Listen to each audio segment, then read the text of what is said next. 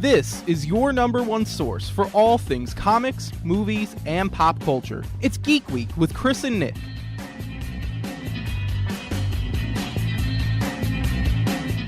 And you are tuned into Geek Week. I'm Chris Natale. And I'm Nick Rotundo.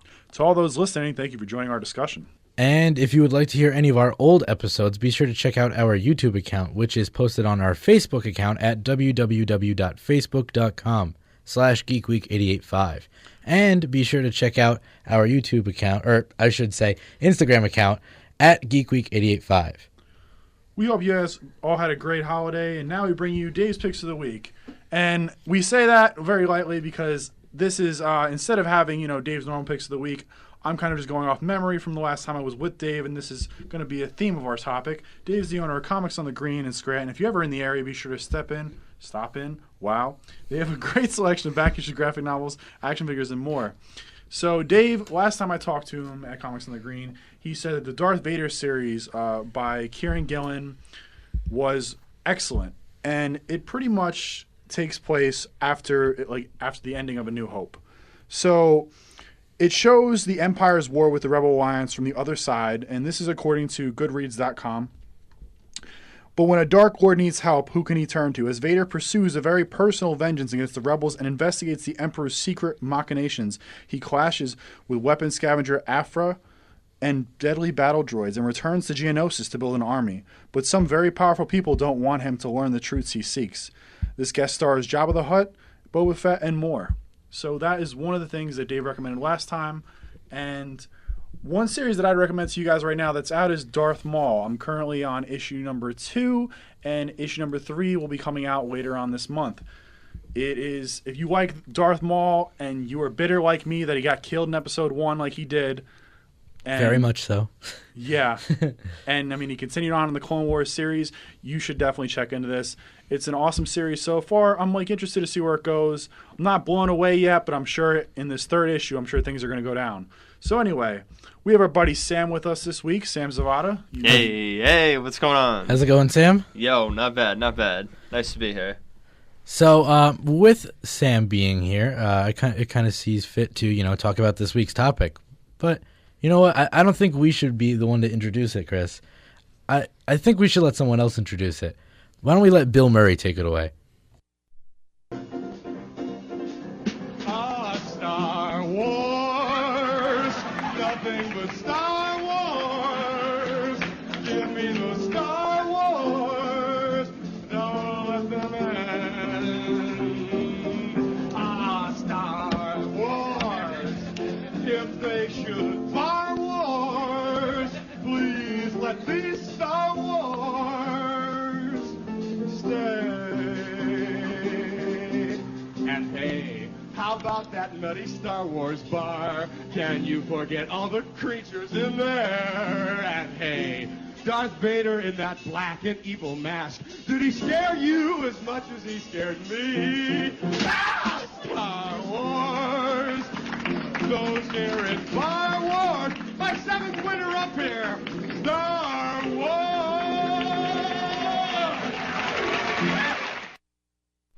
Yes, that was the Bill Murray sketch doing lounge music to the Star Wars theme song. So, Wow. Yeah, today's topic, Star Wars. And this past weekend, I believe, was the 40th anniversary of the Star Wars celebration. You are correct there, Chris. Well, thank you. And they also released this week the Star Wars Episode 8, The Last Jedi trailer. So, guys, what are your thoughts on that? Nick, you start first. Well, overall, this movie looks fantastic. As much as I did love Rogue One, from the get-go, once I finished Episode 7, I saw that with my mom. Actually, I saw it opening night with my friends, and then I took my mom to it afterwards. But seeing that movie twice, dude, I gotta see 8. I can't wait for 8. So to me, Rogue One was kind of I'll see it, whatever. But I want to see 8 more. So now that this trailer dropped, dude, I'm all game for it. See, I am excited, but also cautiously optimistic is what I've been telling my friends. it was enough to get me excited about the movie, but not enough to, kind of tell me that I'm going to be like not let down about it. I want to make sure that this movie's good. 7 was good to build on the foundation of Rey's character, Finn's character, and these other new characters you bring in, BB-8, things like that, Kylo Ren, and so forth, Snoke. And, there's been theories on all these characters, on like where they come from, where they were originated, who's their ancestors, who's their father, grandfather, whatever. But yeah, that's just kind of where I stand from there. Where you stand, Sam? I think that, well, the trailer did nothing to make me not want to see it. Of course, I'm super excited to see it and everything. As a Star Wars fan, what Star Wars fan isn't excited to see 8? But I would say that as an actual trailer, I thought it wasn't that great. I mean, I think part of my first reaction to it was kind of like, this looks like reused footage from The Force Awakens. I can like see that. A lot of the shots looked a lot like that, which is fine.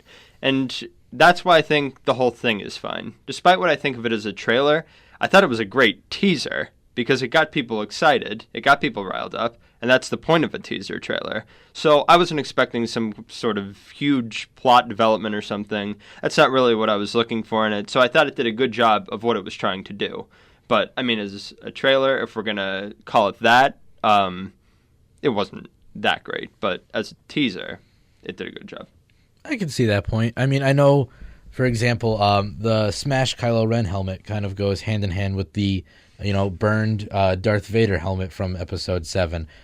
We saw, Leia looking out at a screen, which I'm believing it's Leia, but looking out at like a holographic screen.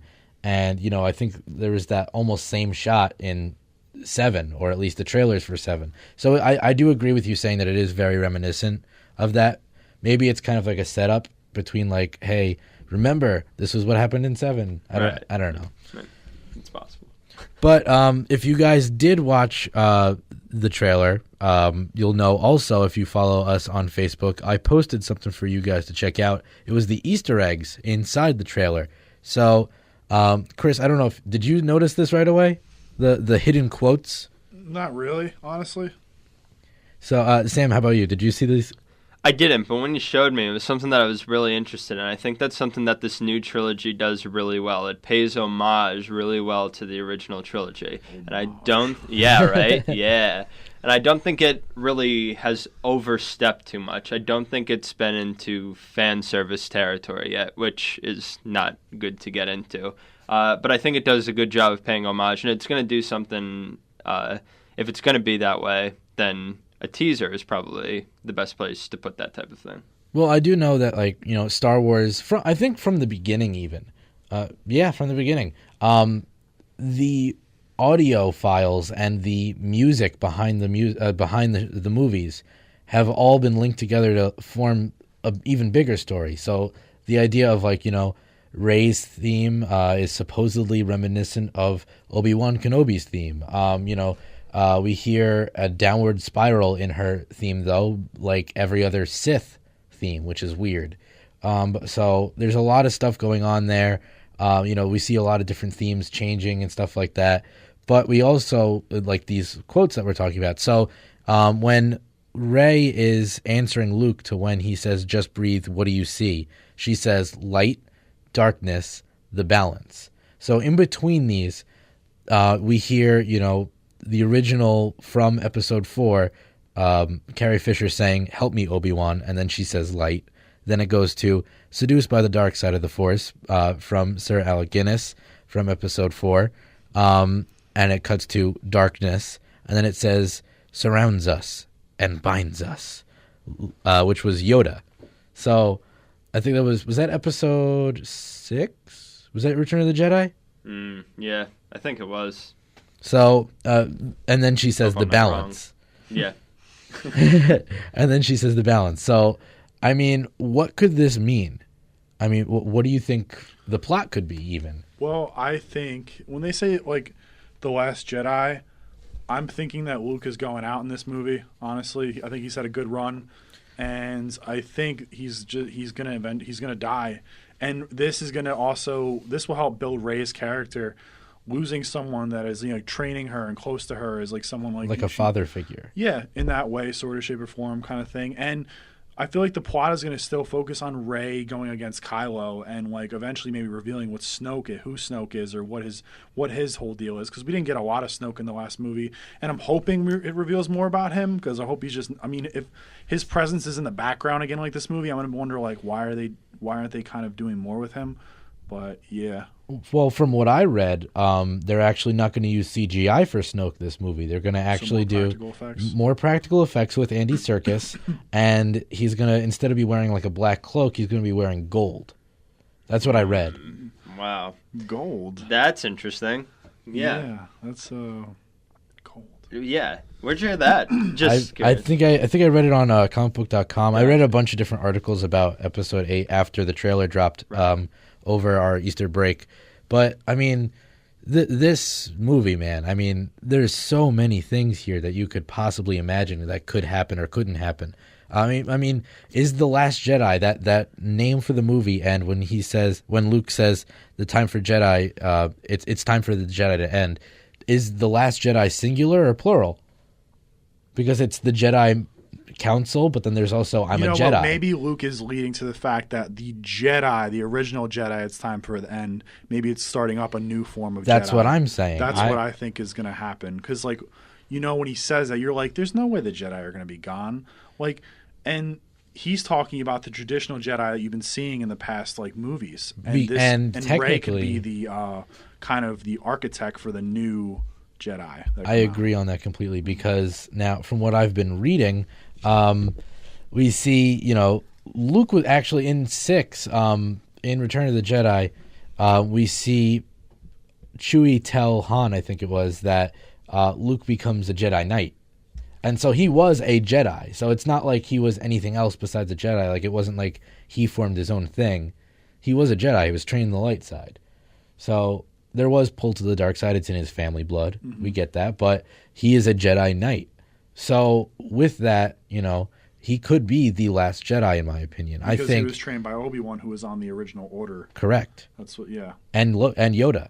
Mm-hmm. So with that, I think when he trains Rey, he becomes the last Jedi. She becomes, like you said, something completely new. Mm-hmm. So like when we look at each of the movies, we see the Jedi versus the Sith, then it becomes Empire versus Rebellion, First Order versus Resistance. So what else does that become now? It's Kylo Ren versus Rey, mm-hmm. or Snoke versus Rey, or something like along those lines, whatever it is. So what do they become? Well, I feel like Kylo has a bone to pick with Rey since the last movie, since 7. Especially since that big scar? Well, yeah, I'm just saying, like, for a girl that really didn't have any Force powers throughout the movie and learned to use them, and then beat a guy who's been training, it's just a lot. He has to come back from that. And I feel like the movie's going to be centered around that, and maybe even a subplot of Snoke. That's how I look at it. Sam, what do you think about all this? Well, I think a lot about all of this. I think we were kind of touching on something that we didn't explicitly say. We were kind of touching on this idea of the gray Jedi. Yes. Right? This is a concept that just recently got brought to my attention, and I really like it. Mostly because it kind of reminds me of Kingdom Hearts. But besides that... Kingdom Hearts reference drop. Yeah, I couldn't help myself. But really, though, it's kind of like this Jedi subgroup that is kind of caught in between. Isn't exactly light side, isn't exactly dark side. So I think that might actually start to be where they go with Rey's character. And the way that I think they might go with that is just not making her one of these monk-like figures that we've known the Jedi as. Kind of like how you were just saying. More literally, I think that title of Jedi is probably going to get stripped. I don't think that that's going to be something that moves forward after The Last Jedi, except for in legend. I think that The Last Jedi in the title is something singular. I think it's referring to Luke, and whatever happens with Rey, she could be a light side Force user, but that doesn't mean that she's going to be a Jedi. Now here's two questions for you. Now, so have you heard what the motto is, like their creed in a sense for the Grey Jedi? So Tell me, please. it is very cool. I've done a little bit of research on it. It is, there is no light, there is no dark, there is only the Force. Yeah, I like that a lot, actually. So she's going to be, from what I can understand, from just hypothetically here, from what I can read through this, it seems like she's going to be trained in both the light and the dark side. And we've seen people, I mean, as much as it wasn't said in the movies or anything like that, before Disney bought out LucasArts and Lucasfilm, there was a lot of comic books and stories and stuff like that which aren't canon anymore. And, there's a lot of other Grey Jedis out there. Qui-Gon Jinn is considered is considered a Grey Jedi. Mace Windu. Say Qui-Gon Jinn? Qui-Gon Jinn. Whatever. Oh. Qui-Gon Jinn, my bad. It's all right. I'm just trying to get the pronunciations down. Good on you.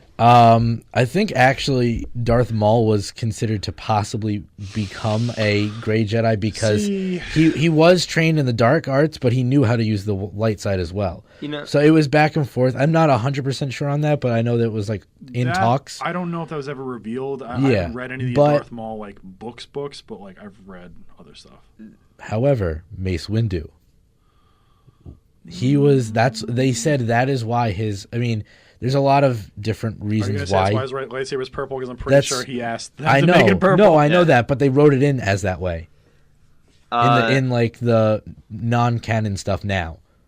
The Mace Windu thing, I don't know if I'm completely on board with that. I mean, if it's something that I just haven't read and it's written that way, interesting. But when I think of the monk Jedi type that I was kind of just talking about, Mace Windu is probably the most.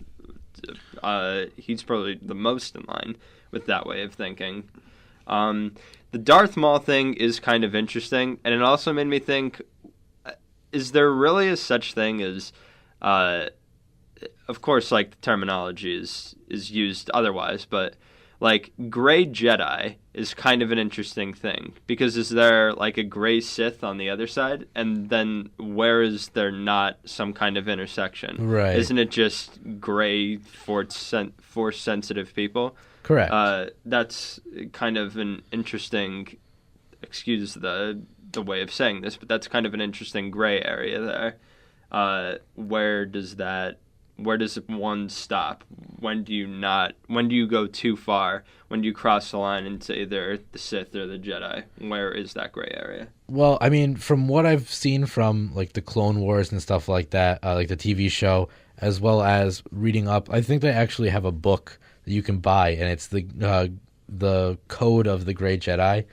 I know there's a Code of the Sith and a Code of the Jedi that my buddy has back home, and reading up on some of that stuff. Supposedly, how Qui-Gon was able to become a Force ghost, and Yoda told Obi-Wan there's a way to do it as well, and stuff like that. Right. So with that, when you go into this, I don't want to say astral plane like Doctor Strange, but in a sense, a astral plane. Yeah. There was in the Clone Wars TV show, and I think it was in Rebels as well. There's this creature there, and he's a giant fur ball. It looks like a monster, but he's actually he speaks to this person and tells them there is no light, there is no darkness, there's only the Force, and explains what the Grey Jedi are. So I have to say, yeah, I agree with you on that. Where's the gray area? I think what it is, though, is that Grey Jedi is that gray area. It's not it's. I know Grey Jedi is that gray area in the sense that there is no Grey Sith, but it's I don't think there's a Grey Sith. Yeah, it's that medium, it's that dead smack in the middle. Good, bad. It's just the On the way it fence. goes. It's like you're looking left. It's Jedi, then it goes Gray Jedi, then it goes Sith. So you can either be on one side or the other, or in the just middle sit. of it. Yeah, I guess what it is I just don't like the terminology that they decided to use. This is just like my writing gripe then with them because oh man, calling it a gray Jedi, that's interesting. I think it's just gray. I mean, I do know, for example, I was researching this. Rey does get a new tunic, and supposedly it's gray and black. Nice. So this could be hinting towards gray Jedi or gray Which I would Force be user. completely okay with. I That's would be actually okay with really too. a different direction than what they've gone in the past movies. Just going back to the Gray Jedi Code, you read some of this before. I'm just gonna read the whole thing because I think it's actually pretty awesome. Oh yeah. It says, "There is no dark side nor a light side. There is only the Force. I will do what I must to keep the balance. The balance is what keeps me together. There is no good without evil, but evil must not be allowed to flourish. There is passion yet emotion, serenity yet peace, chaos yet order.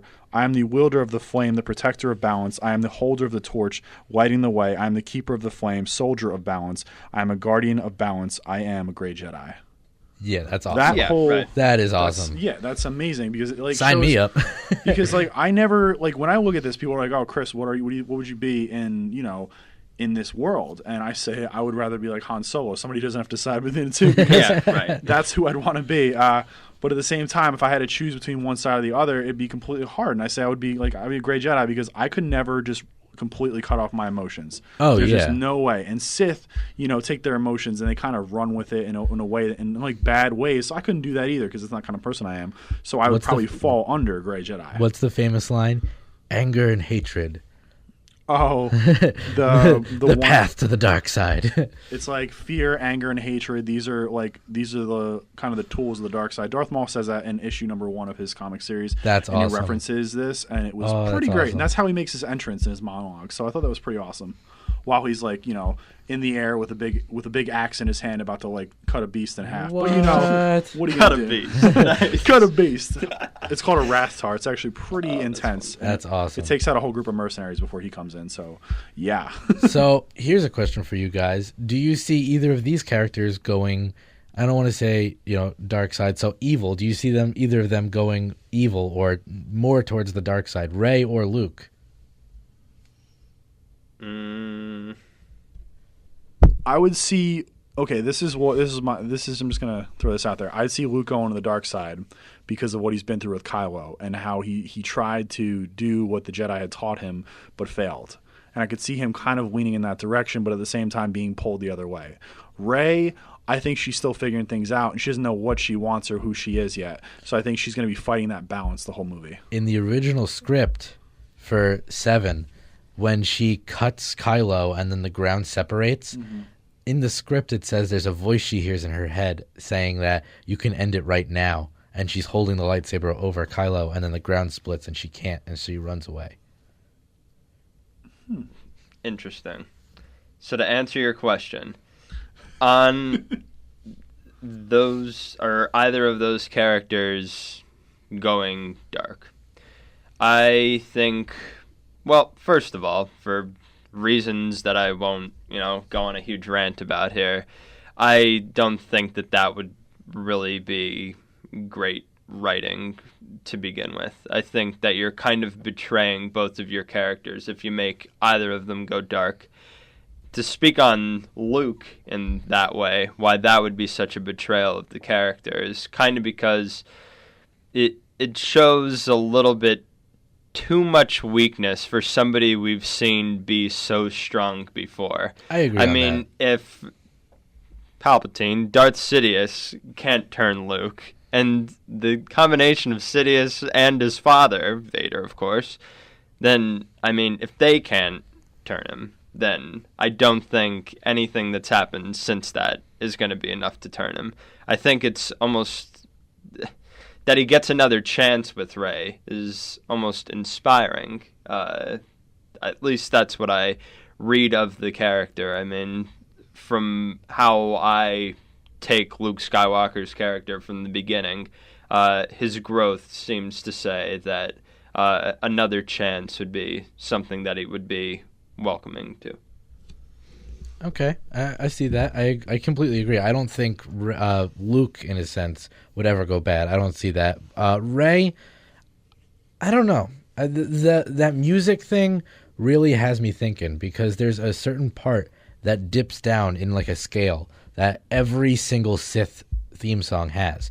It could be a reference to the fact that she becomes, balancing the light and the darkness, or it could be the fact that she does, in fact, join the dark side. So I'm back and forth, and if she joins the dark side, then that means that, Kylo Ren's gotta come to the light side. Yeah. See, that's a stretch for me, because I feel like that just won't happen. I don't know how they would even pull that off in this movie, honestly. But going back, I'm just going to go back to the Luke thing real quick.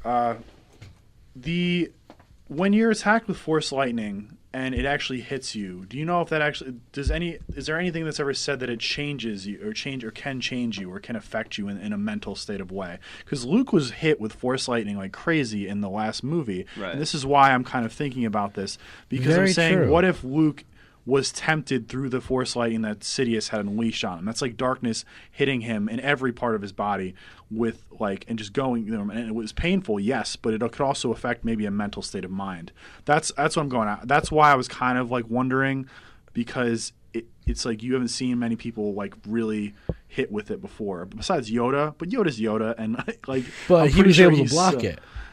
Yeah, Yoda- but he for the also most part, got hit with it. And Yoda And it does turned become him a a lot lot older. more chill after that. So But it does have that's where I some was going with effects. that. That's why I was saying I could see Well- Luke going to the dark side, because I was having that in the back of my head, and he's kind of losing his touch, and maybe Rey see will help that. him get back to that, Did- that goodness, I guess, that he is.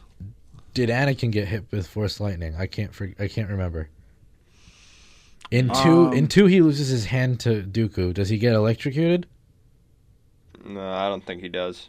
The closest he's ever come to Force lightning was when Sidious killed Mace Windu. That he was in that room there. I think that was the closest exposure he's ever come to something like that, right? I'm also thinking that Sidious is more powerful than we know, in a sense that he's always been around Anakin and maybe even influencing him in a way through touch or something like that. Because think about the scenes that he's been in. He's always put his hand on Anakin's shoulder. He's always done something. Well, And I don't know how far the power of the Sith goes, guys. I'm just kind of freeballing it here. Sure, but I respect that. I'm just kind of looking deeper into what this whole meaning behind Star Wars is and what the Sith and the Jedi really mean. well, I was reading up on some fan theories. Fan theories. Gotta love those fan theories. That's Oh, our- nice jingle. I like that. Nice. We should have that in every time now. Yes. So, but Darth Sidious could be Anakin's father. He could have implanted. Oh, okay. Whoa. Now, that's that's insane. I don't know. That isn't the most absurd thing I've ever heard. I've definitely...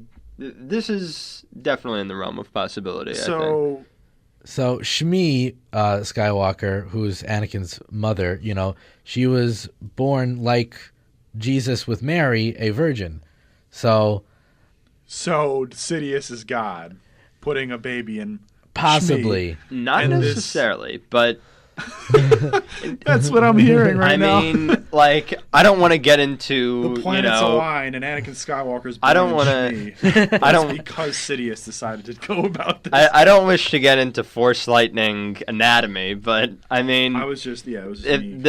sure, for sure, I got you. But I mean, it's a possibility. This could lead to, Plagueis going into Sidious, then going into Anakin, which then could lead to something else. So it all goes down. So that whole idea of the touching like a father would, a father figure in a sense, or it could be like what you said, using the Force on him. So I don't really know either. I wish it would all just Jedi have mind tricks. True. What would Sith don't have mind tricks? they What have would choking and then- lightning, Yeah, which means if the Jedi do the mind, the Sith should have the feel. You know what I'm saying? or in physical. the sense- yes, Yeah. something a little bit more primal, or Mental something. compared to That's what I'm physical. saying. Yeah, that's what for I'm sure. saying. That's just me kind of looking Right. at it from those different angles of senses. And that's- I agree on that. So quickly then, who do you think Snoke is? I would like him to be Darth Plagueis. I would Let too. me tell you why. Yes. Because it'd be great to see a flashback of a younger Sidious Yes. trying to kill his master, and then his master faking his death and getting away, but also being brutally scarred from it. I in a agree on sense. that. I 100% You know, agree like on that'd that. be awesome. There's theories about Mace Windu, and I'm not about them only because that dude got his arm chopped off and then force lightning out a window, and it fell about over 50 stories down into a city of cars. He definitely, like, there's no way, I don't care how strong you are, you were hit with that much, And and it you're in shock when this is happening. There is a Facebook, or it's not a Facebook, a YouTube page called Star Wars Theory that I've like looked at in the past, and you know they talked about that, whether he could survive it or not, as well as you know if other Jedi Council members were there instead of who Mace Windu took with him. There could have been a way to either save Mace Windu or Oh, I'm sure. But, Yeah. like, the Jedi that he brought with him died in seconds. oh, I know. Palpatine did a 900 spin and literally just killed 3 Jedi, and then it was him and Windu. Like, dude, you're on the Jedi Order. You just got massacred by a Sith, one of the people you should know how to defend yourself against. And you got killed. And Like- and he uses a certain form of fighting stance. Yeah, kick ass, because that's pretty much what he did. No, they have different forms. There's like I know, I was form just 1, messing 2, with you. 3, and so on or whatever. I think the form that Mace Windu uses works with speed. So that's why he stayed alive so long. I mean, at this. He was same- also At the same time, they didn't even like. There wasn't. I would understand maybe a clash of the sabers at least. Give me a clash Yeah. of the sabers. He literally went through one guy and then turned around and stabbed another guy. They didn't even use this. The saber just like they're like oh, and their arms flailed and they were dead. And then it was just. I was kind of. It was a cool scene, but at the same time, like you guys are in the Jedi Order, and this is the best you have right now. yeah, I especially agree on that. because it doesn't seem like Sidious really is like that skilled as a lightsaber wielder. That's not a great word. But Yeah, it works. Yeah. But I mean, that was kind of Mace Windu's calling card there. So it Yeah. was kind of up his alley to be able to deal with that type of threat. The other guys, not as much.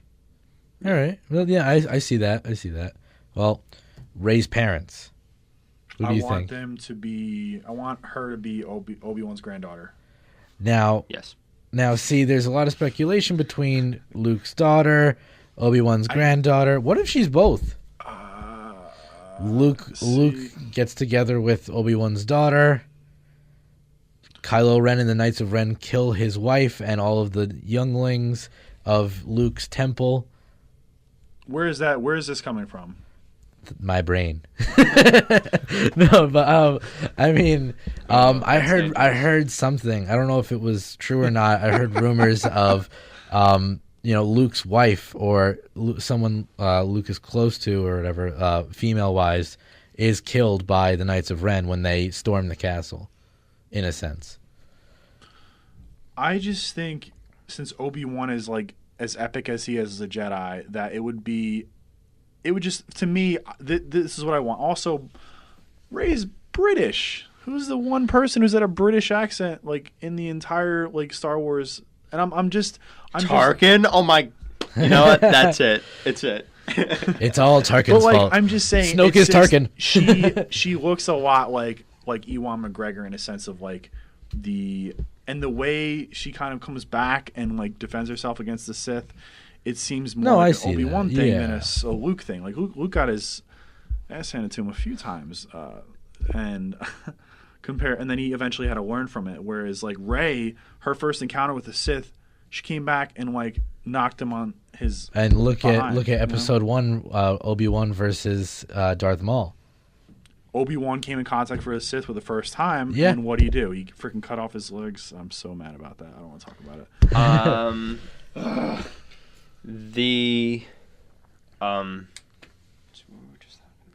What were we just talking about? Rey's parents. Oh yeah, okay, Rey's parents. Okay, I would accept if Obi-Wan was the grandfather. I have no idea how they would phone that in, but I mean, okay, fine.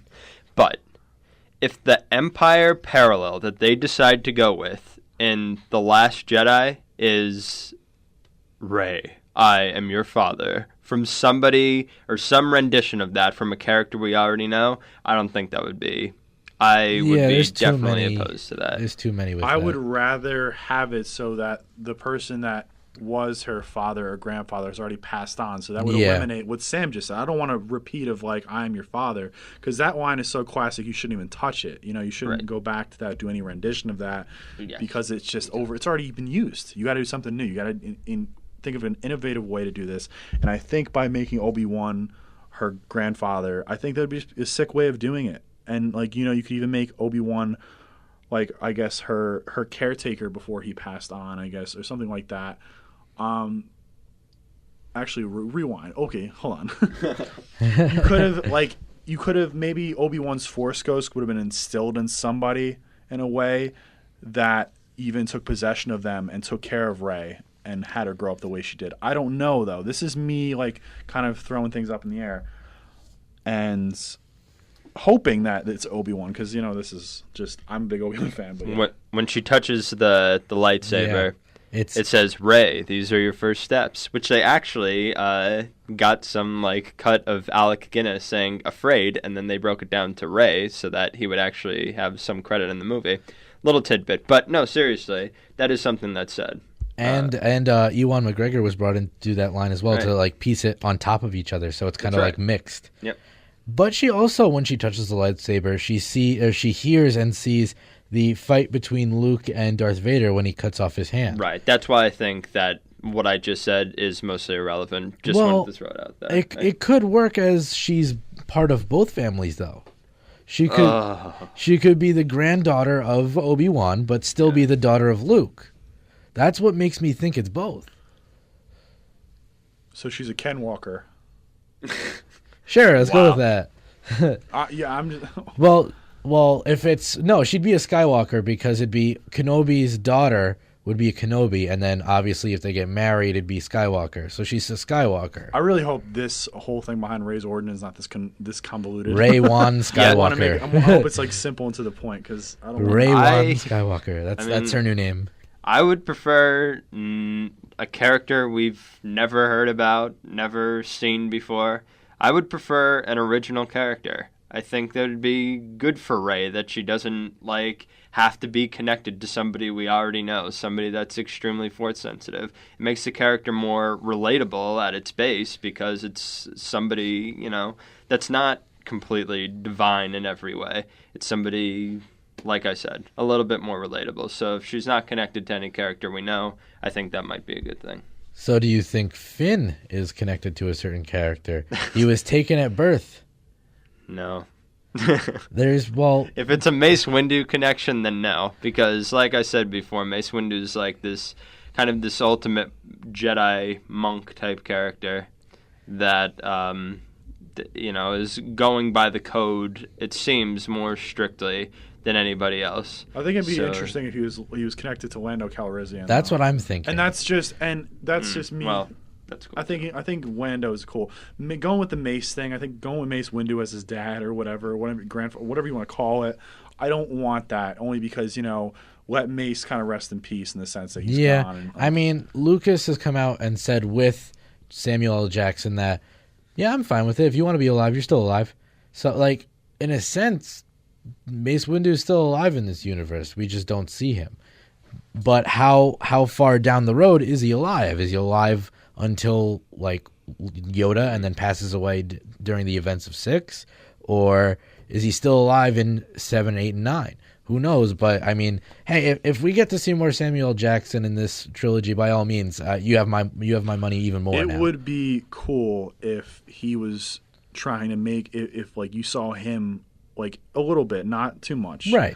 As you kind of saw somebody walking around with a staff, walking around and kind of broken, and missing obviously his arm and stuff like that, and even possibly blind from the Force lightning in a sense. And I'm not referring back to the monk from Rogue One. I'm just saying it'd be cool to see a broken Mace Windu in I guess Coruscant or wherever they were at the time. Oh yeah. And he stayed there, and he kind of he hid in the shadows and just kind of even maybe had his own family and found his own wife after the Jedi Order was destroyed. Yeah. I think bringing Mace Windu back into it I mean, as cool as Samuel L. Jackson is, and as much as I'm, in on that character, that I think edges a little bit too close to the fan service that I was talking to before. I mean, if you bring Samuel L. Jackson and Mace Windu back, that gets a little bit too close to something that seems a little bit more for the fans than actually trying to tell a great story. That's just what I would read into it, but yeah. I see your point. I like that. But so how about this one? Ready? Kylo Ren. So he loses his helmet. We see it smashed now. Scar. Does he get a new helmet? Does he rock Does he rock the bear head? Next question. No. Oh Chris. my gosh. Anyway, yeah, you got it, Chris. I don't think it matters about, I don't think the helmet matters anymore. The helmet was established in 7, and I think now that it's broken, I feel like he should just leave it, because everybody knows his face now. He has a scar on it. It makes him look, battered, and he's been through a lot with this whole thing, and Rey, and probably been training for a lot. So seeing him with that scar, seeing him with maybe a blind eye due to the scar would be cool. I think it would just make him look more evil and just show that he's proceeding farther and farther towards the dark side of the Force. I agree on that. However, what if it goes on the path of, for example, one instance of a story through Marvel, Doctor Doom literally has one scar on his face compared to his whole face is scarred, and he looks at himself in the mirror, thinks he's so... he sees more than actually there is. He thinks his face is scarred up, but he literally just has a little nick, and he wears the mask in order because he thinks that he's not perfect anymore. So what if Kylo looks the mask on his face? No, I'm not saying sears it on. I'm saying he wears the mask constantly now because he doesn't want to see the scar that he lost to her. I mean, even in the trailer, it shows him with right. the lightsaber and the mask off, and the mask is broken.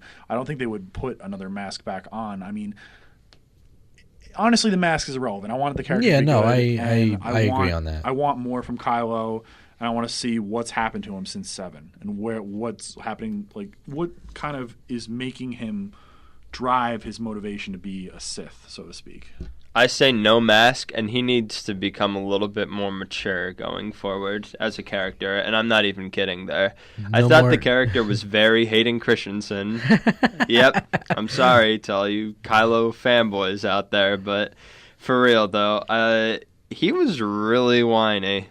No he more. Threw a lot of hissy fits, including chopping up that one chair when Rey got away. And I was like, really, dude, you're not going to just go and try to find her? You're going to waste half your time chopping up a chair just for a comedic scene of 2 stormtroopers walking down and turning around because they're frightened of him or whatever? Yeah, that was fun. But really, grow up, bro. So no more emo Kylo Ren for you. Yes, please. He just cried a lot.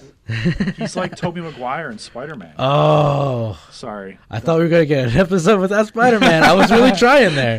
I was trying. Wow. That was just a comparison of the crying. But anyway, I kind of agree with Sam. If Kylo mans up and he just takes a hold of himself and kind of looks at what he has to do and gets it done without throwing a hissy fit every now and then, I think it would benefit his character. Yeah. I Him agree. being whiny is only bad if it's like that in The Last Jedi and Episode 9.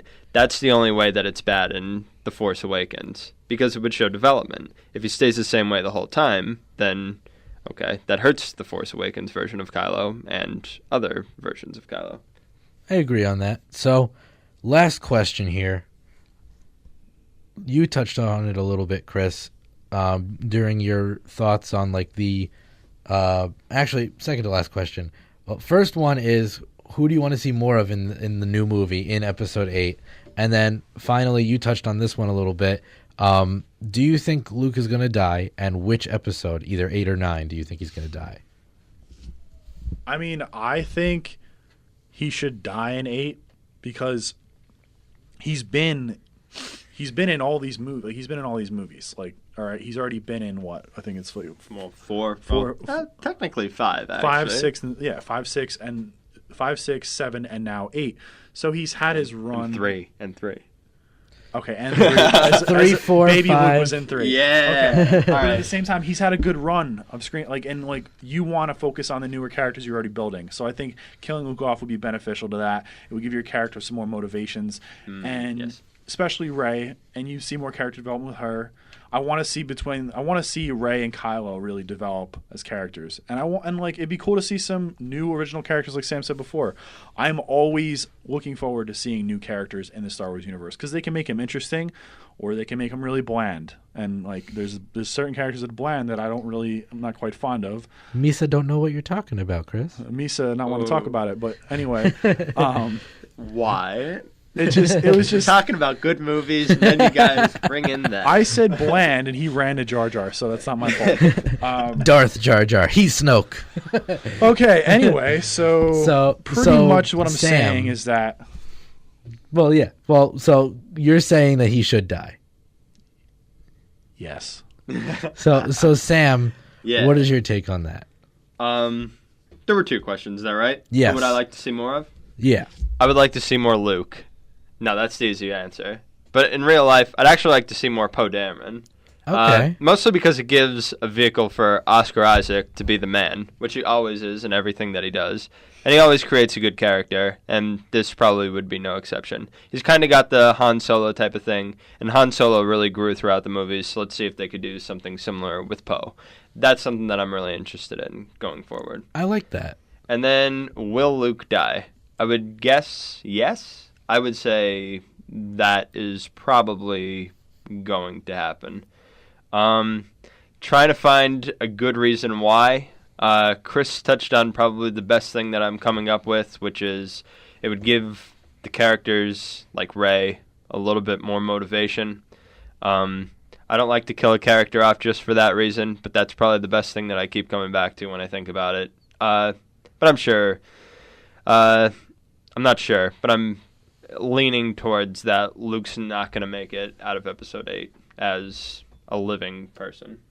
Okay. Well, I see Luke staying alive for 8. I mean, yes, there's that motivation. Yes, there's he's training Rey. I think there should be at least a full movie of him training Rey. So come 9, he passes away, I think.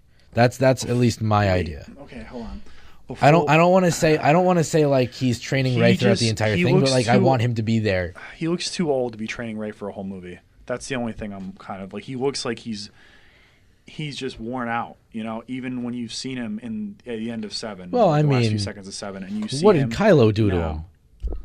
I understand that, and this is kind of what I would like. I would like somehow, some way, for Rey and Luke to take on Kylo together. Yes. And have an all-out fight, and this would be reminiscent of that fight with the Phantom Menace and Qui-Gon Jinn and Obi-Wan versus Darth Maul. Yeah.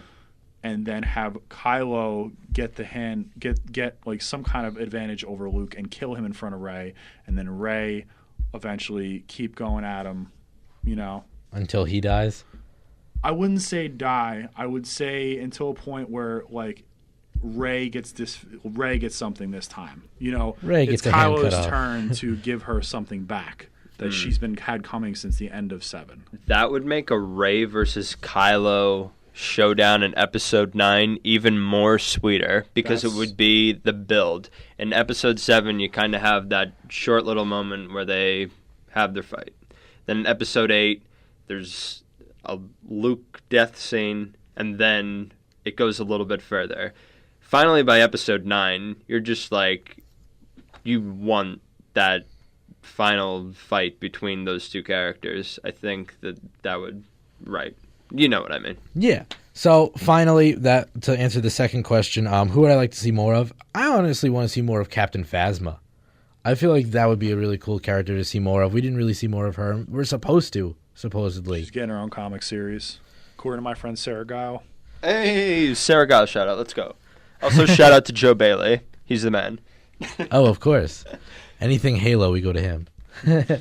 So, now that we're back in talking about more stuff Star Wars, this is, of course, our Star Wars Celebration show. Han Solo anthology movie is supposed to be the next anthology movie up. Thoughts on it, guys? What do you think? Well, I'll let Sam take this because I have a lot to say. So, The Han Solo anthology movie, I'm cool with it. Han Solo's a cool guy. I mean, do I really... I mean, like, it's cool to hear about that they're making it. Did I really want to know that much backstory on Han Solo? I don't know. I like some of the mystery behind the character. But no, I mean, it's cool that they're doing it. Give some whatever my seal of approval is. It's cool. And I really like the casting of Donald Glover as Lando. I think that is a perfect casting decision. Young Billy D. Williams is... I'm sure Billy D. Williams approves. I saw a picture of those two eating at a diner together talking. Wow. What... Man, that conversation must have been unreal. Intense. Charles Gambino. So, the storyline for this movie, this is what I think. I was just reading a little bit of backstory about Han Solo. He was orphaned at a young age and then turned to a life of crime, joined Jabba's gang and smuggled for him, and then saved Chewbacca from being imprisoned, and because of that, Chewbacca had a life debt owed to Han, so that's how they became friends. But the Cerulean smuggler that he is, the way he got the Millennium Falcon, he played a game with dice against Lando, and he had gold dice. Won, took the gold dice, tied them together, and hung them in the cockpit of the Millennium Falcon. Nice. I mean, if that's not like... Yeah, that's a pretty Han Solo move right there. That's just that nice little dig right at the end. Sure. All right, so as far as this Han Solo movie, I'm excited to see these anthology films. Like, I enjoyed Rogue One for what it was, and I mean, there's 2 Vader scenes in there that guys like are just worth your money alone. But like, as far as seeing a movie on Han Solo, like, am I looking forward to it? Sure. Do I really want it? I'm gonna come off kind of what Sam said. I like the mystery to the character. They've given us a lot to go off of from like 4, 5, 6, and then 7. Even seeing him in 7 was awesome. You know, Harrison Ford was hilarious. Like the one part where he's talking to Finn, he's like, "That's not how the Force works." That was like great. You know, yeah, that's great. But like he knows from experience, and I think that was enough. And the way he went out in that movie, I think, was satisfying enough to the point where you don't need to know anymore about his character. I mean, maybe make books about it and stuff, but like another movie, I feel like you should focus more on like a Boba Fett thing. I feel like he deserves his own movie, honestly. Agreed. Like, they took out all the extra expanded universe stuff from Boba, and like there was a thing where he got out of that hole in the ground, the Sarlacc pit. The Sarlacc pit, and now he just died from it. Like Disney took all that out, and it's no longer canon. So now he just dies from that. And he's known as the guy who like has like maybe 3 lines in the whole like Star Wars trilogy. He goes out so weak. He does, and his father went out even like hard, like definitely harder than him. Like Django was awesome, and Django, like his fight in Obi-Wan with Kamino, that was great. Like, and he was holding his own against Obi-Wan, and Obi-Wan was in his prime at this time. Like, this is when he's like not as old as Alec McGuinness, so to speak, but not as young as he was in Episode 1. You know, this is in that perfect middle, and he still holds his own. So anyway, I'd like to see more with Boba, like the Mandalorian. Like, I'd love to see more behind that, and you know how he came to be. Maybe not even like the before, but the after. You know what he's been doing while these things are going on. You know. Yeah. For me, anthology wise, I want to see an Obi-Wan movie with Ewan McGregor between 3 and 4, where he's exiled himself, becomes Ben Kenobi, and has to protect Luke from afar on Tatooine. And if we watch the Clone Wars TV show, the way they bring back Darth Maul, and imagine bringing back Darth Maul just for this movie, for the anthology movie. He comes back to fight Obi-Wan. Money. I would just give my money. Like, honestly, if I saw they have the technology to give Darth Maul metal legs, and if I even saw him versing Obi-Wan again, and then guys, I'm gonna say this. I really wish, going back to Episode 1, like, I really wish they would have made a more build-up of, like, Obi-Wan to Darth Maul. That conflict. They developed that between them. Like, even Obi-Wan, like getting hurt in the first, since he's a Padawan. Like, I'm sorry, but how does a Padawan beat a Sith apprentice? I'm sorry, like, and I know they're not on the same level. People are going to say, yes, they are. I'm going to say the Jedi Knight the Jedi Knight would probably be a rival to the Sith Apprentice. I wouldn't even say the Padawan. The Padawan is somebody who's still learning and is not really, it just didn't make any sense to me. I think they just wasted Darth Maul's character, and it was just he was the best part of the movie, and people were disappointed with it. But anyway, Nick, I do agree with you. Obi-Wan, like a film between 3 and 4, knowing what happens between like after what he does to Anakin/Vader, and then where he goes from there. And then kind of segueing into 4 and just kind of showing the important or the best parts of that in between. And that scene, of course, with he ends up, spoilers for anybody who's trying to watch Clone Wars TV series, he ends up winning, obviously. He's still alive in 4, against Darth Maul. And then Maul comes up to, or is laying on the ground when he goes to like talk to Maul afterwards. Maul looks up at him and says, "Tell me, is it the chosen one you're protecting?" And he says, "Yes." And he just says, "He'll be like the best of us all," or something like that, and then passes away. So, like, Maul kind of, I guess, had a redemption story in a sense. Yeah, definitely. I think that would have given his character a lot more. That's he's awesome. Leaving off on that note, that makes you wonder what's going to happen to Anakin Skywalker. That, to me, that would have been better.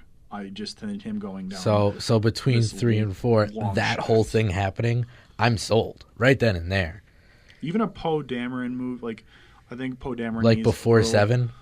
Yeah, just to see how he led up to be this great pilot. Because in 7, he's like this awesome pilot. You know nothing really much about him besides he's this great pilot, and he messes up the Empire.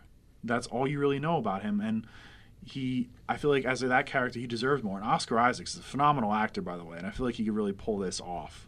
Oh, without a doubt. Kind of segueing into what happens in 7, but yeah. So, Sam, is there any specific anthology movie you really want to see? If I could talk about the Obi-Wan movie just a little bit more, kind of add on to what you guys have been talking about. Since Obi-Wan's my favorite character, I like to talk about it anytime I can. So the Obi-Wan anthology movie, I don't even need any combat in that movie, honestly. That character is strong enough, I think's been written well enough, that you could probably get away with having a Star Wars movie that nobody ever pulls out a lightsaber. I think that if that's going to happen, it could probably happen in that movie. You have a lot of isolation with that character. It's going to be a difficult acting chore, but I think Ewan McGregor could handle that. So you're going to have a lot of quiet moments, a lot of loneliness, kind of a lot of thinking, and that kind of opens the door for a lot of visions or something. We'll just say that'll be my term for it. But you can have a Star Wars movie that nobody ever pulls out a lightsaber, and if that's going to happen, this may be the way to do it. I don't know. I know that won't bring in the dollars, but if you're really... Go, Chris. Go. All right. So I love what Sam just said here. Not having a lightsaber fight. Let's think about Obi-Wan in the 4th movie when you see him. He's primarily talking about the Force. What if this movie, he uses only the Force, he puts the saber down, which makes sense why Vader takes him down in the movie because he hasn't used the saber in a long time. Correct. And just using the Force and relying on that and really feeling the Force and kind of in the sense showing the Force as even building the Force as a character in this movie. In the sense that it is a character and it's known, and it kind of shows that maybe he's trying to lead a life of peace and tranquility, so to speak. Now, I could see that happening in the sense of, that 3 to 4 present day, if you will, Obi-Wan, Ben Kenobi. But what if there's flashbacks of how he was able to, in the Clone Wars, he has a woman that he meets or whatever, and falls in love with, and it was the Duchess. And was even willing to leave the Jedi Order to be with her. And of course, Maul and I think it's his brother ends up killing Savage her. Opress, yeah. Kills her, and she was pregnant with his kid, I think. Whoa. Yeah, you get your tortured Obi-Wan story. That's how you bring in the dollars. So put that in the trailer. That's where the lightsabers are, and then it goes back to old Obi-Wan, and of course you see everything progress through there, and whether it's one last time, whether it's in the beginning of the movie where he kills Maul for the last time, for he's definitely dead this time, and then that whole scene, and then it's all flashbacks and stuff from there, and then it goes back to him, and he drops the lightsaber. Even giving Obi-Wan PTSD after this whole thing with Vader happens, because he had a connection with Anakin, like a deep connection to the point where they were brothers. Like, that's how he looked at it. You could tell, even with the bond that, like, even by the acting by Ewan McGregor showed with Hayden Christensen, they showed like a brotherly bond. Even in the Clone Wars series, he was so they showed young that to bond. be a mentor. I know, but this is what I'm saying. His connection with Anakin and then doing that might give him some PTSD where he just doesn't want to touch a lightsaber again. Going into Sam's point of not him ever using a lightsaber in terms of this movie, like not having one go off, would be like impactful in a sense. Star Wars is known for their sabers, but like at the same time they're known for the Force, and I think that would be an interesting way of taking it. So Disney, how about you hire us? Yeah, seriously. 3 of us just write the script for you guys. If we're about to close it out, I have one thing to say. Kids, if you want to learn how to act and you're also a Star Wars fan, just watch Alec Guinness in A New Hope in Star Wars 77. It's an absolute clinic. Let me just say, Alec Guinness is unbelievable in Star Wars 77. His timing, his inflections, everything that he does. That's just me nerding out about filmmaking and acting and everything, but I just have to say, what a guy. You know this is Geek Week. That's all we do is nerd out. Oh, well then I must be at the right place then. Good on you. Yes. Honestly, I think that's the way we leave it there. I mean, I don't know what else would be great to even end it with. I think ending it off on there is a good note, and I think we talked about a lot. We shared our ideas and our stuff that we agree with, stuff that we didn't disagree with, agree with each other. And I think it's great to show this. So let's leave off on that. Nick, take us away. All right. Well, of course, there was more Star Wars Celebration news. Definitely check that out on your own. Go check that out. It's fantastic. Everything Star Wars is, for the most part, amazing. But once again, thank you all for joining us. This has been Geek Week with Chris and Nick. Once again, I'm Chris Natali. And I'm Nick Rotundo. And he's Sam Zavada. Yeah, let's go. Once again, if you would like to hear any of our old episodes... Yeah. Weren't expecting that. No, I was not. Be sure to check out our YouTube account, which is posted on our Facebook account at www.facebook.com/geekweek885. Be sure to like us on there, subscribe to our channel, and share with all your friends and family. Be sure to check out our Instagram account, guys, at geekweek885. And as far as next week, we're gonna have a poll, and we're gonna have 3 different topics that we choose, and we're gonna have you guys vote on them because we haven't done that in a while, and we like to get connected with our fans and see what you guys want to hear. So tune in next week to hear us talk about whatever you decide. And be sure to check out on Facebook constantly and vote, guys. Please vote. So we'll see you next week. That was Geek Week with Chris and Nick. Be sure to tune in next week at 6 p.m.